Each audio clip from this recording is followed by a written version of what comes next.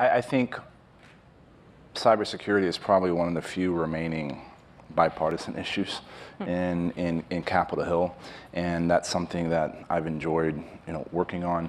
I think one of the difficulties that we're looking at now with the number of acting chief information officers, the CIOs, through the agencies, I'm worried that we don't want to stall some of the progress that we've achieved over the last couple of years.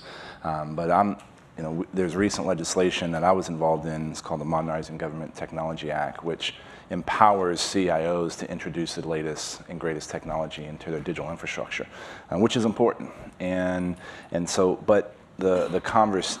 we're trying to change the tools that the federal CIOs have in order to protect the .gov space. And this is something that this administration has made a priority. They've let the agency heads recognize and understand that cybersecurity is one of their functions, and that they're going to be ultimately held responsible for cybersecurity. We still have agencies where the federal CIO doesn't report directly to the agency head or the deputy agency head, which would never happen in private sector.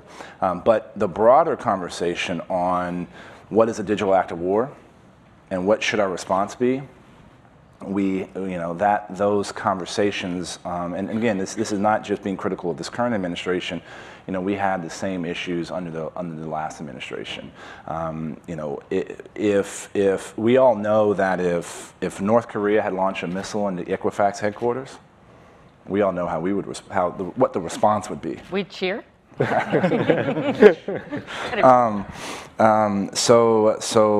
by the way, I do not, condone violence against any commercial building. All right. We know how we would respond.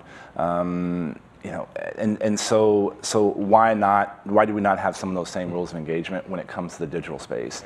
And a response to a digital attack may not always be a digital response. Look to the UN on what they define as an act of war. Messing with someone's utility grid is considered an act of war, but when the Russians did it against the Ukrainians, what was the response? Nothing.